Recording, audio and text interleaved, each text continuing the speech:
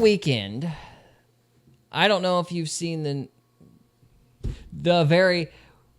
Well, let's before we get into that, let me just start off. There's back in 2016, Ben Shapiro had a little shtick he would do on Facebook, right? It was good Trump and bad Trump, and then he would have an article where Trump is doing something really, really good, and then he would have an article where Trump was doing something really, really bad, and just it would kind of go back and forth like that. And I'm less of a fan of Shapiro than I was back then, but I still like that bit. I think it's a good bit. And that's kind of how I feel this weekend went. There was really good Trump, and then there was really, really bad Trump. So let's start, before we get to what everybody already knows, let's start with the good Trump. And this is a segment from Benny Johnson's video about he came out with very last minute, basically last night. So we'll let him explain something pretty impressive that Trump did, actually. So let's just start there. Yeah. President Trump just played a historic tactical Uno reverse card on Iran, the likes of which the world has never seen. He's remade the economy of the planet, and it's going to hurt America's number one enemy the most. It's not Iran. Get ready, buckle up. The peace negotiations failed, and that seemingly was the point. The more that you followed them, the more you realized it was more like Sun Tzu, Art of War. When peace is impossible, make it seem as though you tried, so that when you have to do the inevitable, it seems like your only logical step. Peace negotiations did not go well. J.D. Vance saying, unfortunately, we weren't able to make any headway. We were quite flexible. We were accommodating. The president told us, come here in good faith and do your best. And ladies and gentlemen, less than 12 hours after the collapse of the peace talks in Islamabad, Donald Trump went super bod and closed the Strait of Hormuz. That's right, you heard that right. President Trump says that he is actually now going to close the Strait of Hormuz. He's going to stop all the oil from flowing out of Iran. Yes, sir. What's the Strait of what? Strait of Hormuz. You know what the Strait of Hormuz is? Hormuz? I don't know what that is. You're not familiar? All right, let me Google it really quick. So, yeah, the Strait of Hormuz, let me get a picture up. It's a part of Iran where all our oil goes through. Why would we go through Iran for oil? Well, it's not mainly us, it's China, but it's a bottleneck for the world's oil. So let me pull this up. Oh, okay. I've heard people talk about this before. Yeah, so this right here, this is the Strait of Hormuz. Iran has been guarding that for a very long time. And just to cut to the chase, basically, Iran's military's gone, leadership's gone. They really don't have any, cards to play. The war is pretty well over, but they've had a stranglehold, if you will, on the Strait of Hormuz, right? And that's been their big point of leverage. And so Trump and everybody's been going back and forth trying to get them to actually let ships go through without Iran basically dropping mines, because they don't have a navy. They don't have an air force. They don't really have very many missiles left. Their whole army's been decimated, but they can still, in sneaky fashion, drop mines in the water and try to blow up ships attempting to get oil. And that's been their big thing. So they were trying to put a stop to that. That was what the negotiations. Nice. Yeah, exactly. That's what the negotiations were about. They failed because Iran is very, very confident in their stranglehold over this strait. And then Trump did something unexpected. He just said, okay, you want to play that way? We're going to shut down the Strait of Hormuz. Now nobody can get oil because Iran was basically like letting some people in and some people out. And, Trump was like, okay, we're shutting the whole thing down. Nobody can get in here. Is that what that blockade thing was? Yes, that's what that blockade thing was. Okay. So he took their point of, it's brilliant. It's brilliant. He took their point of leverage and just basically flipped it on its head and said, okay, your entire economy is going kaput. We're not letting anybody through. And what that did, going back to the Benny Johnson video, let me skip ahead. again, he's going to do a better job explaining this than me. Thinking about starting to run on the treadmill. Hey, look, an I ad. need to drop my belly fat. Don't you want to drop your belly fat? Total BS. Hey, it's Thinking about starting V-Shred. cutting carbs. He is You're gonna super notice reliable. V-Shred is super reliable. Not really. Never listen to V-Shred. V-Shred will keep you fat. Anyway, so... Yeah. Well, V-Shred is only useful if you don't have ADHD. If you've spent any time in like the bodybuilding space, that man is like anathema to like Greg Doucette and like all those muscle guys. They hate V-Shred. They hate him. And I agree with them. I agree with their arguments. That's all I'll say about it. But anyway. Yeah, I got into a little bit of listening to him, and I'm like, this guy's full of pizza. Full of pizza. That's very diplomatic of you. Yes. So, anyway, so if you'll look, somebody also made an interesting observation that I thought was very clever. I don't remember who it was, though, but they were commenting that this is why Trump made a deal with Cuba as well, because they all knew ahead of time that this was going to be the plan. They were going to shut down Iran's access to, like, ability to put out oil. So that's why Trump went after Venezuela, and then Trump was doing something. It could be that whole citizens protest thing might have been backed by the CIA or somebody like that. And they coordinated all of that so that they could create the infrastructure and the supplies needed. They wanted to keep, I shouldn't say it that way. They wanted to keep Cuba from going after ships, so they made a deal with them. And then they took out Maduro to get the extra oil needed because they knew they were going to go after Iran. And so now, if you look here, all these ships. Pretty remarkable here when it That's like all the ships of the world making a beeline towards the Gulf of Mexico to get the oil that they were getting from Iran. Wow. So he just flipped the entire global economy on its head. It's freaking brilliant. So there's that. And we'll let Benny Johnson keep talking about it. comes to massive tankers heading straight into the Gulf of America. Yikes. What's going on here? The world's economy is resetting in favor of United States energy as the number one energy producer on Earth, now that we have Venezuela in our control and Iran in our control. America effectively controls 85% of tradable energy on the planet. Now, markets haven't stabilized just yet, but we've just cut off our number one geopolitical enemy. And by the way, the most sophisticated, largest capacity refinement facilities in the planet exist here in the Gulf Coast, in the Gulf of America, and they're increasing their capacity every single day. This is, of course, also where our oil companies have their biggest productions. This is the Gulf of America, packed with super tankers racing to load up on U.S. oil. Record exports, global energy demand is shifting directly to the United States of America. The economic boom is incoming. Look at this map. What this map shows is every large-scale tanker on the planet turning directly in the direction of America. President Trump had it planned out from the beginning, 10 steps ahead as always. Boats are sailing up, heading to our country, big, beautiful tankers. We'll load them up with oil, gas, and everything else. Right now, everything is changing. Look at this post going viral right now. Check out the map right here. So that's very impressive. It's not all... Sorry, go on. Sounds like he's playing chess instead of Uno. Yeah, it's chess instead of checkers. You know? Like... Yeah. Iran spent this whole time thinking they were the ones that held all the cards. And then he turns around and goes, okay, you want to play it that way? We're shutting the whole thing down. You think we need your oil?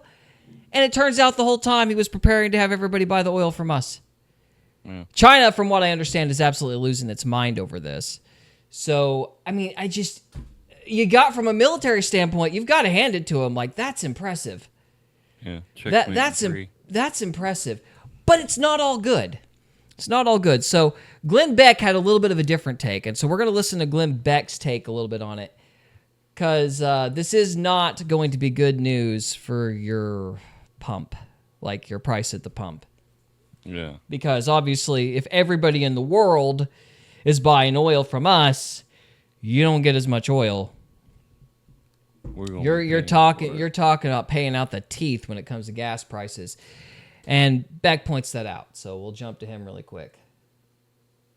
All right, so here's the Washington Post. President Donald Trump's posting of a rendering that appeared to depict him as Jesus drew a rare criticism from the religious right, prompting calls for him to take down the post and allegations of blasphemy.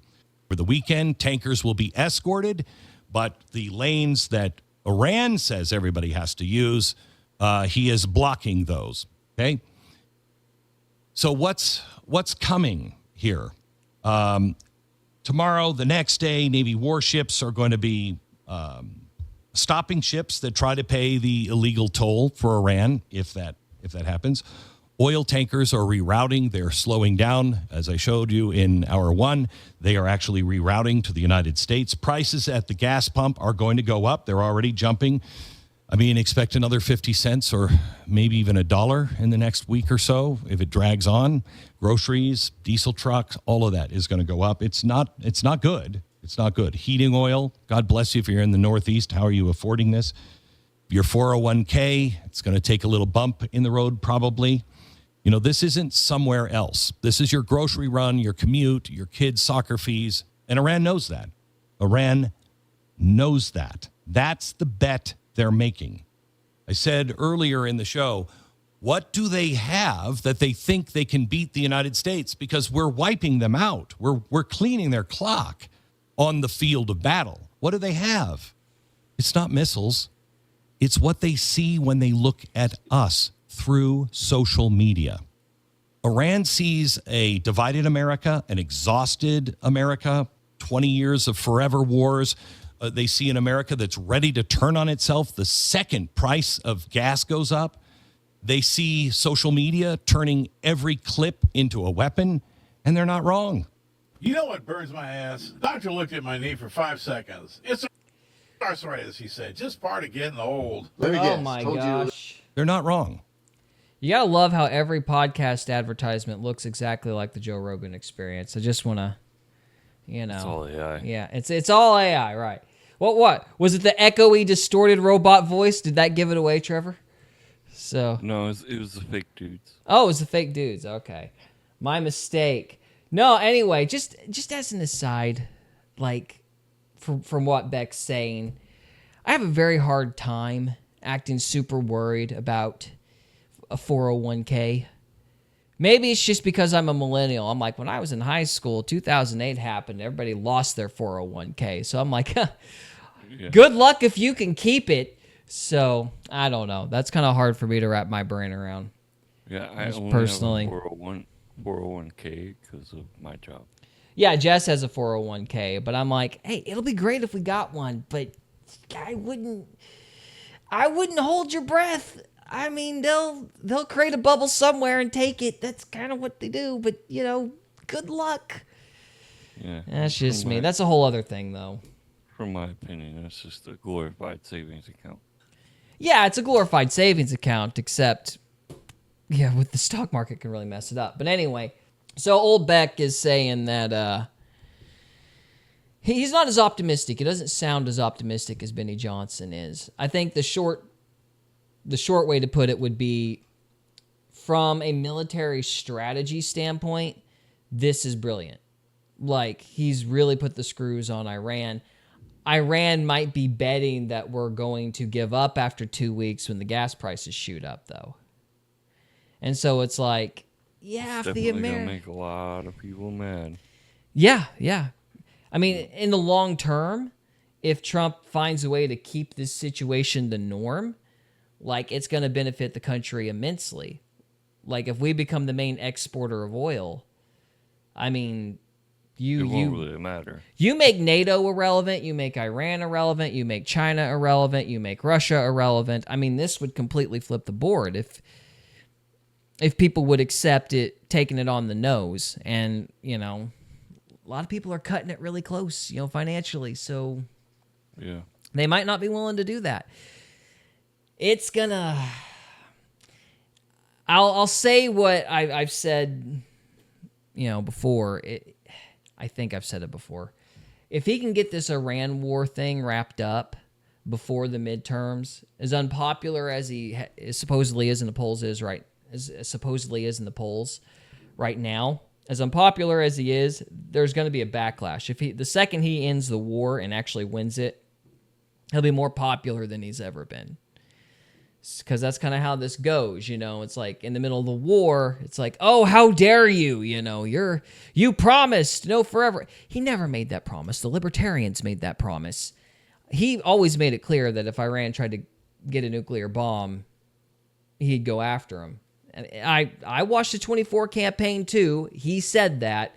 It was wishful thinking that wouldn't happen. But that people were thinking that Iran wouldn't try anything. That was wishful thinking. Trump always said he was going to go after Iran. He's been very consistent on that. I'm livid with him on the Epstein thing, but to his credit, he has been very consistent on the Iran deal. That whole no new wars thing, that wasn't... He might have said that once, but he's been very consistent about what he was going to do about Iran. But anyway, my point is, from a military standpoint, this was brilliant. If this works, it'll change the world like forever, and it'll make America stinking rich. But so that's a pretty big play. It's very smart, brilliant. And I think Benny Johnson kind of has the right tone with it. And so you've got brilliant Trump at the beginning of Sunday, and then Sunday night. Well, we've already seen it alluded to a couple times. This one happened. That's a picture. There have been people saying it's not Jesus, it's the Pope. I'm like, quit kidding yourselves, guys. He said he was Jesus. Just admit it. It's just Here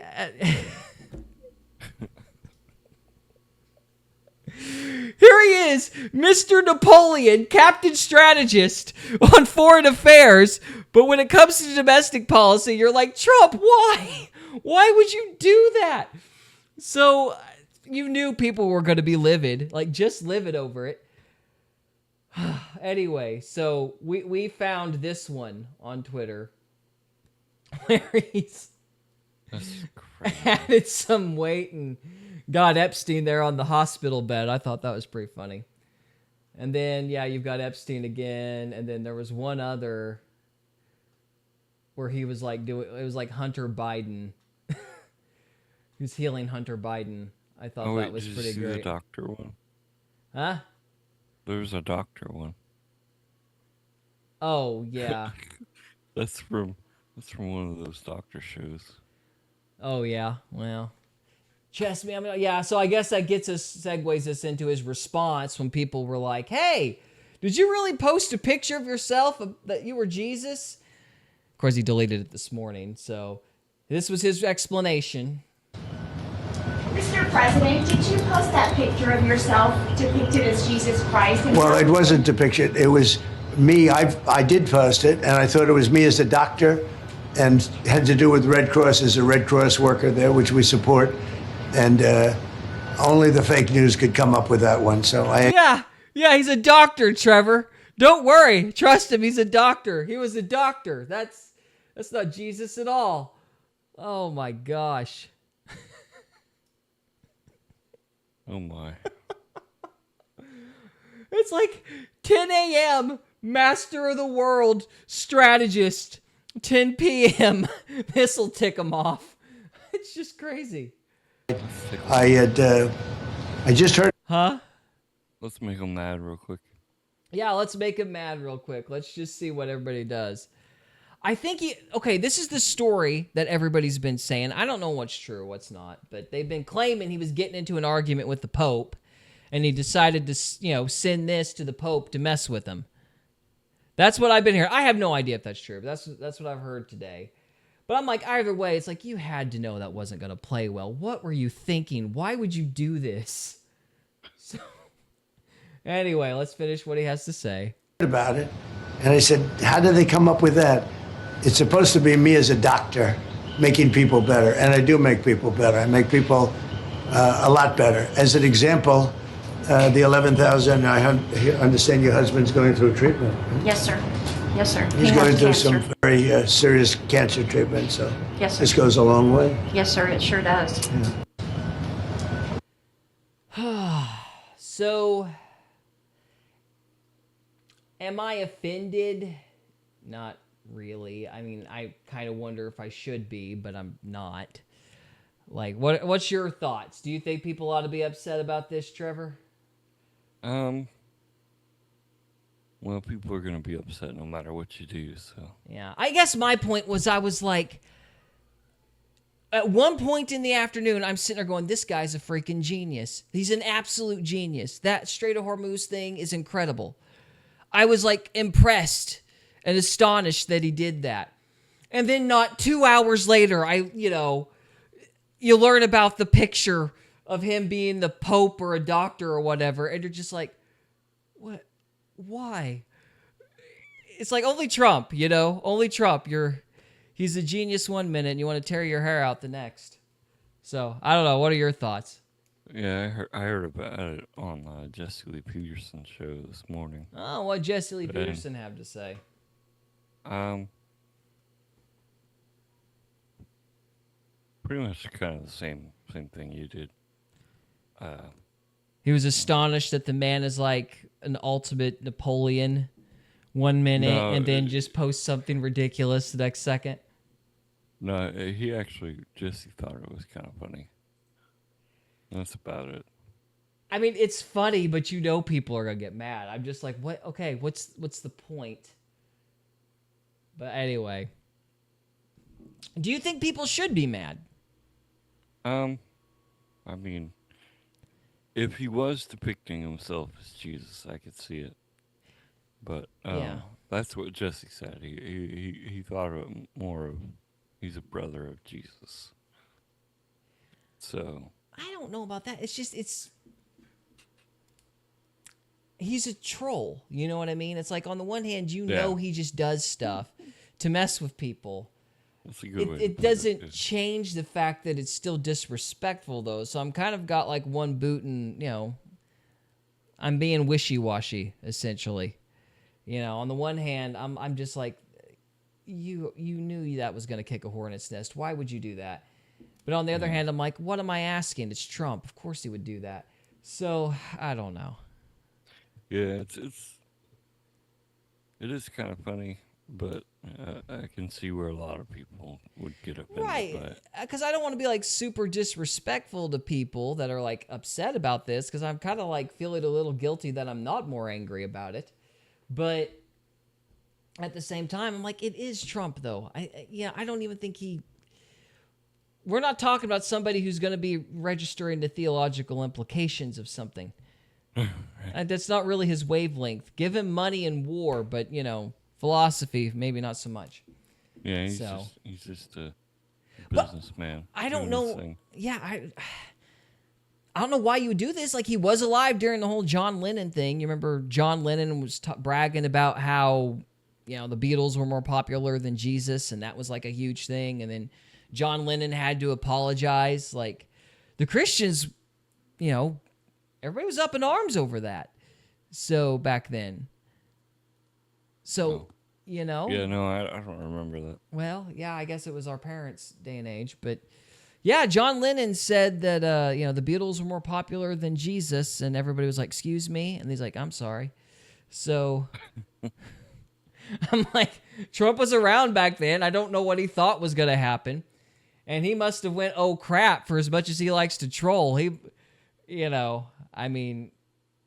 Jeremy from Geeks and Gamers was like, "Hey, this isn't that big a deal. Like, I understand if you're mad, but it's not that big a deal." I'm like, well, you did do a podcast on Sunday night when you normally don't do that. You knew it was kind of a big deal.